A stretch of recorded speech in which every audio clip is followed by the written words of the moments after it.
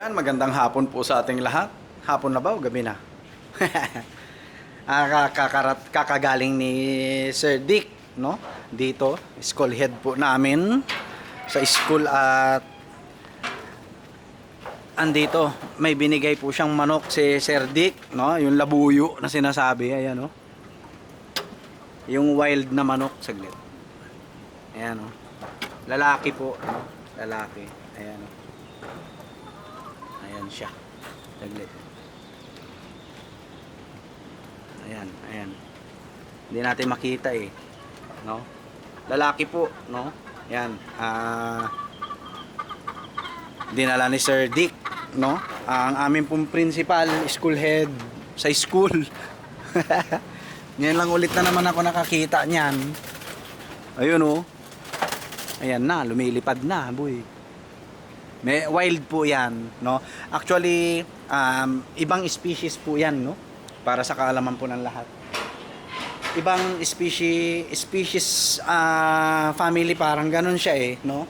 Sa mga domesticated chickens po natin, no? So pinaniniwalaan din po na sa wild red jungle fowl galing po yung mga modern, no?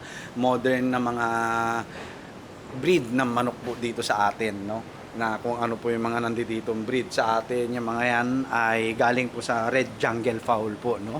At usually makikita po itong mga red jungle fowl sa Asian, no? I'm not sure kung may mga red jungle fowl din po sa ibang continent, no? Pero usually dito sa Asia po marami po niyan, no? Mga labuyo kung tawagin, no?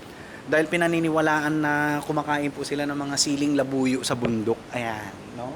Syempre magbibigay tayo ng trivia din, syempre, no? At yun nga, no, yung red jungle fowl, pinaniniwalaan po na diyan po galing yung mga modern fowls po natin, yung mga domesticated chickens po natin, no? At diyan po daw sila galing, no? At yun, additional trivia, magkaiba po ang species ng red jungle fowl sa mga domesticated, no, na manok po. But same family, pwede po silang mag-crossbreed. Basta't po same family ang isang species ay pwede silang or may mataas na chance na pwede silang makapag-produce ng hybrids, no, hybrids. All right? So yun sir, maraming salamat po sa sa tiwala, no? Syempre, yan eh, kay sir naman yan. At pinaalaga niya po dito. Hahanapan siguro natin ng partner. Ito na yung mahirap, no? Hahanap ka ng partner niya, dapat labuyo din eh, no? So, hahanapan natin yan. So, nakakulong po yan, tapos intali rin natin, no? Itinali rin po natin. Kasi, wild po yan, no? Pag yan nakawala, rekta lilipad po yan. Rekta lilipad po yan, no?